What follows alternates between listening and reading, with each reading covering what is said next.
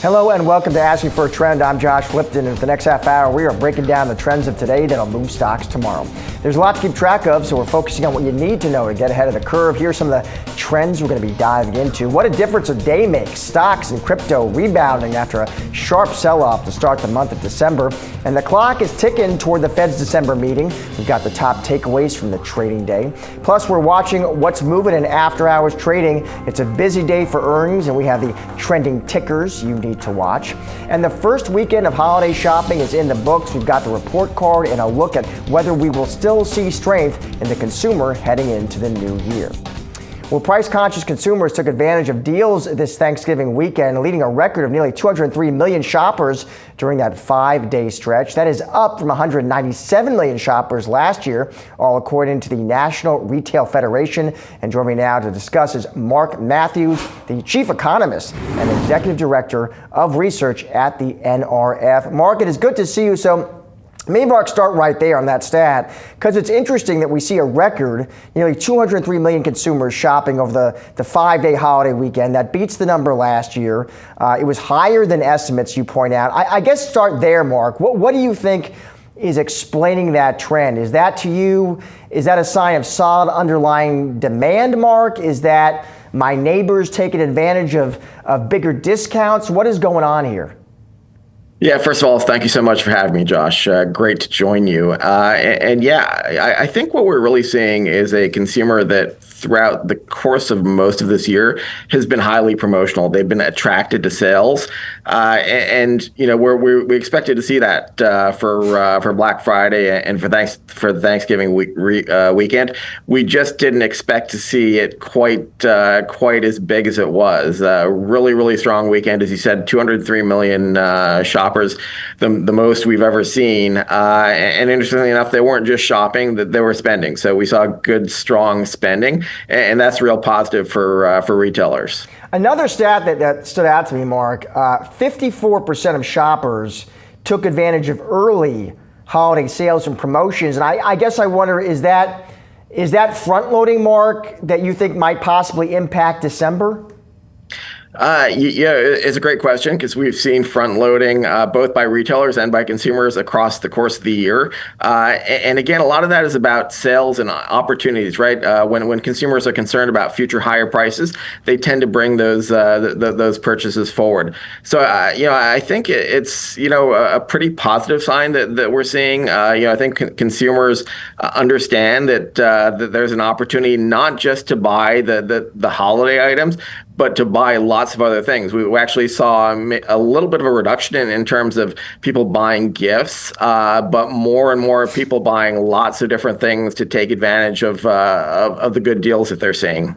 What do you all see, Mark, in terms of potential margin pressure for retailers, given all the discounting we're talking about? Yeah, so it is a challenging environment, right? We know that the costs of goods are increasing. I think retailers understand that there's a very promotionally focused consumer there, and that to get them into the stores, to get them buying, they've got to offer good deals, right? That's just the nature of the business. The consumer is king. I would say going back to your earlier question about what does it mean for the rest of the season, consumers tell us that they've only hit about 40% of their holiday shopping so far. So there's 53% of that shopping left for the holiday season. So a lot of runway left, a lot of opportunity for retailers to go ahead and capitalize, and for consumers to take advantage of the good deals that they see out there. And when they're taking advantage of those deals, Mark, what are consumers actually buying? What are the categories you see that are surprising to the upside? Yeah, so the number one item is clothes, as you might expect, and then toys, and then books, and other games and items like that. The interesting thing that I saw is when you ask consumers what they want, the number one thing is gift cards, right? So it looks like consumers want to not have to go through that return process. They want the gift card so they can figure out what they want to buy for themselves. I guess I get you out of here on this, Mark. You look at this data as an economist. What's your big takeaway about the American consumer here, Mark? Healthy, resilient, or no? You see signs of strain? So when I think about the consumer, I think about them as being sentimentally weak but fundamentally sound. So we see all the sentiment data, showing that the consumer is worried about the economy, worried about prices, and all those different things. But at the same time, we see them spending, right? And this looks like what it was back in 2022, 23, when we had record low sentiment, but we had record high retail sales. The consumer isn't spending their sentiment; they're spending their fundamentals, and those fundamentals are wages that have exceeded inflation for 30 straight months. Unemployment that remains at relatively low levels, record levels of net wealth, disposable income that's growing. So for the most part, the consumer is pretty robust in terms of their fundamentals. Now, I should say that there are differences amongst consumers, right? We're not talking about a uniform block here. That there are certainly lower income consumers that are struggling a lot more than the higher income consumers. Mark, great to have you on the show. Thank you. Thank you. Stick around. Much more Ask for a Trend still to come.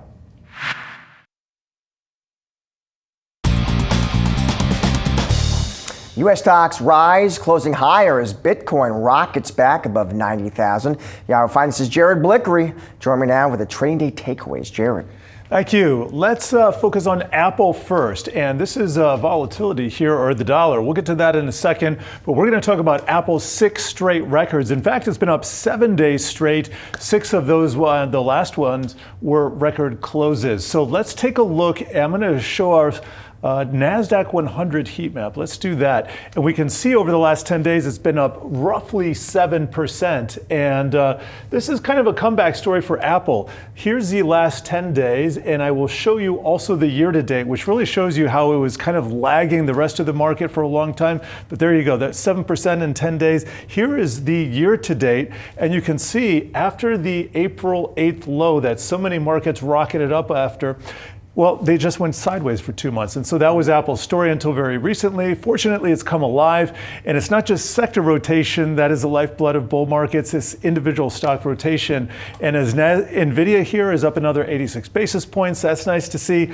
Also want to mention that another 7-day streak was notched by the Philly Sox, and that is the chip index. And we're seeing not a lot of outsized performance by NVIDIA today, but Intel up almost 8.5% there, NXP up 8%, Texas Instruments up 4%. So we're really seeing the stocks and a lot of the chip indices do their job. So whatever the market might tell you, or some of the headlines might tell you, the AI chip, I believe, is still alive and well here, even if we're not talking about record highs by NVIDIA every single day. Now, I was out yesterday, yes, as you know, but I heard there's some interesting things going on with the dollar, the yen. What I miss? Yes, so the yen was kind of an interesting, tricky situation yesterday for a brief moment. I'm not going to rehash all the details because it looks like it's over with, but nevertheless, it really got me to looking at the US dollar index, and there was some movement, and this is what I was actually looking at the very beginning of this segment. This is the year to date on the US dollar index, and you can see it's gone sideways for about 6 months here, but if you look, you can see it's kind of a rounded base, and what I really was looking at is the 50-day moving average, and that's that blue line that you're seeing right there. And if you squint, you can see we just barely touched it yesterday, and we actually jumped off of it. So I'm going to dial this down to a 2-month chart, and then I'm going to put some candlesticks here, and you can see, if you squint, this is what we call a wick on the candlestick, or a tail, or a couple of other things. The shadow is also what it's called. Nevertheless, we dipped down to that big fat 99 level, and then we got a nice bounce up, and we're closing above. As long as the US dollar index is above this, we still have the potential for this thing to surge above 100.5.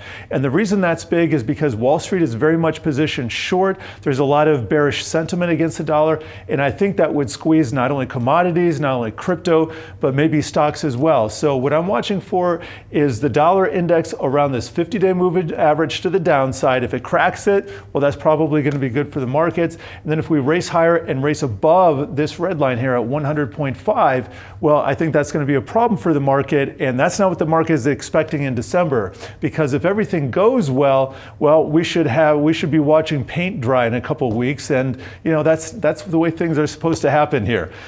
This is a 10-year T-note yield. Also want to point out that it had a big move yesterday. Let me put a year-to-date and get all these lines off of it so we can see what's going on here. As you can see, it's at the bottom end of its range here. Usually the trouble in the bond market comes when it moves too fast. It's not the absolute levels. However, having said that, when the 30-year was right up around 5.1% in here, that level was causing a problem for the market. It's the fact that it's down here, I don't think the levels are a problem, but if it were to rapidly rise along with the US dollar, that would be a problem. So we're just talking about things to watch about in the future, not that we have these problems right now. What about Bitcoin? Let's take a look at Bitcoin here. Yeah, I always look at, if you take the 5 p.m. to 5 p.m. close, basically over the last 24 hours or so, we were having the best day since April 9th. That was that day that the NASDAQ went up about, 10%, something like that. An incredible day. So it's interesting that it's doing that right now. And let me pull up the Bitcoin ticker here. There we go, 91,507. I'll just show you the last 5 days price action, because here's when we had that huge dip. And this was actually concurrent with that Bank of Japan announcement, or the hint that they were going to raise rates. There was this huge downside reaction, probably an overreaction in Bitcoin. Nevertheless, what I like about this chart is it found support right around 85,000. Then we saw it rocket back up. So this is this a bottom right here? It could be. I'm a little skeptical, because I think we need to wash out all the cheap stops below 75,000. I'd like to see, to get really bullish, I'd love to see 75,000 taken out, wash out all those stops, and then see it rocket right back up to like 75, 80, 85,000 within a couple days. Absent that, it's nice to see these things, but it could be a sucker's rally, and really until we clear 92,000, and then the big number is 110,000. That's pretty far away. Until we clear 110,000, I don't think we're clear. Looking ahead at what's on your radar. We have a couple, so we have a Fed announcement. We have CPI. We're going to get November payrolls 2 weeks late.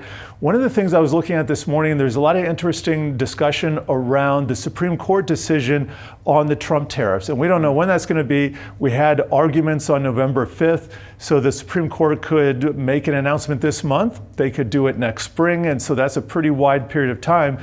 But it's interesting, because I've heard arguments that it would be dollar supportive and dollar negative at the same time, coming from different sides. So we'll have to see where it lands. But that's why I was outlining my logic on the dollar. All you got to do is watch the price action above 100.5. That's a problem. And then below that 50-day moving average, probably smooth sailing into the end of the year. All right, thank you, buddy. You bet. Appreciate it.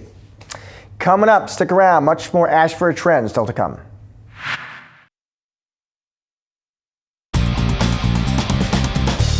It's Giving Tuesday, and it comes at a pivotal moment for anyone thinking about year-end tax planning. Big changes to charitable giving rules are coming in 2026, and many donors are trying to figure out the smartest moves to make before the deadline. For more, we're bringing in Nick Cherney, Global Head of Innovation at Janus, Henderson Investors. Nick, it is good to see you. So there are these new rules coming, Nick, for charitable giving. Maybe start there, Nick. What are these new rules? What do people need to know? Yeah, I mean, obviously, tax rules can get very complicated very fast. But at a high level, the kind of the most significant change is really that for tax filers who are used to filing for deductions, there's a new change that limits the amount of deductions that you can take for charitable giving. And so you're only able to deduct giving that exceeds 0.5 of 1% of your adjusted gross income starting in 2026. So, for somebody making $50,000 a year, that means the first $250 of their charitable giving is no longer deductible. If you make $100,000 a year, it's the first $500. And so, there's strategies I think that people can employ to try to think ahead and plan for those changes as they come starting next year. And what are those strategies, Nick? What would you highlight? Yeah, I mean, I think probably the most obvious thing is to think about how you can sort of front load or bunch your giving. So there's there's a strategy that's been pretty well known to kind of high net worth and ultra high net worth investors for a long time, which is this idea of a donor advised fund. And what that lets you do is make a donation today that is 100% deductible, and then you can invest those funds and donate them over time. And so people have done that for a long time because it allows you to have a bunch of benefits, right? One of which is obviously getting your tax deduction now for future giving. There's some sort of practical things as well, right, around making it a little bit easier to keep track of your giving, et cetera. But this year in particular, I think it's maybe attractive even to donors at the lower end of the spectrum if they're used to making deductions in their income tax, because the availability of those deductions is going to go down. And so again, even for somebody who makes $50,000 a year and maybe is donating $250, there's no ability to deduct that at all starting next year. And if you were to donate, say, $750 this year into a donor advised fund, you could take that full deduction and then make your $250 donation each year for the next 3 years, and you would have already gotten the deduction. So I think this idea of bunching is one that has been used by kind of larger donors for a long time. And with these changes, I think it's potentially important for donors really of all sizes to maximize the impact of their donations and get the deduction this year. I'm curious, Nick, what are some common mistakes you think folks might make when it comes to charitable giving? Well, look, I think a lot of it, I mean, first of all, Americans are incredibly generous, right? We love to support charity. We love to give. Relative to any other country on the planet, Americans give away more than twice as much as a percentage of GDP as any other country, right? So Americans are giving. They're not doing it just for the tax deduction. But if you're going to be giving, it's nice to get that deduction. And I think one of the things that happens is a lot of people are giving small amounts throughout the year to a large number of charities. And if you're giving $10 or $50, to your child's school or a local sporting organization or whatever it is, and you're giving these sort of smaller amounts, and it doesn't seem worth it to gather those all up and get the deduction. And that's another kind of really important benefit of using these donor advised funds, which is that you don't have to keep track of that because you've already gotten the deduction. And so instead of giving, $10 at a time, you give $500 now. And then every time you want to give $10, you can pull it out of that donor advised fund.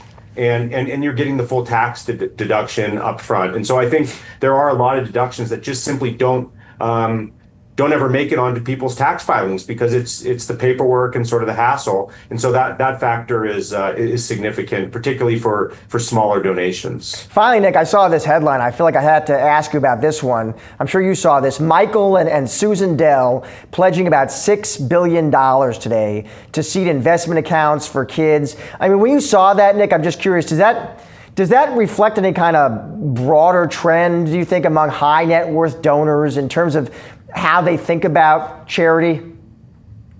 Yeah, I mean, again, Americans generally are incredibly generous when it comes to supporting charity, and there's many pledges out there that people take. The Bill Gates obviously has been a huge leader in that space, and I think we continue to see people at the higher end of the income spectrum donating more. But the reality is most of the donation is coming from average Americans, right? And so it's really about making sure that those average Americans are getting the maximum tax benefit they can and continuing to support the charities that are doing good work all over the country. That's what Giving Tuesday is about. And so it's wonderful to see very large donors having such a significant impact. But really it's the everyday giving that's going to make the biggest difference. Nick, great to have you on the show. Thank you.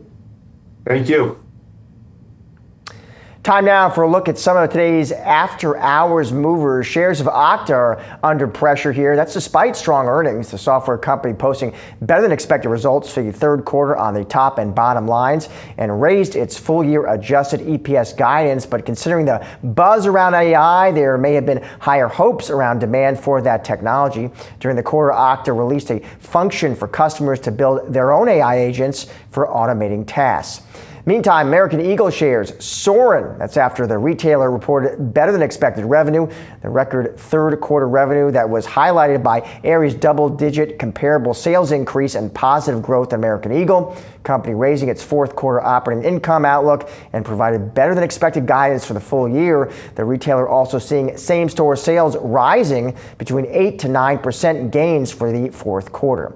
And shares of GitLab moving lower after hours. The company reporting earnings results for the third quarter. Adjusted earnings per share coming in at 25 cents versus estimates of 20 cents. Revenue also beating analyst estimates, coming in at 244.4 million versus 239.5 million estimated. But the fourth quarter sales forecast is weighing on that stock. The company also appointing a new chief financial officer, Jessica Ross. It's effective January 15th, 2026. That's going to do it for Asking for a Trend. Catch the show tomorrow. Thank you. Back tomorrow, 4:30 p.m. Eastern.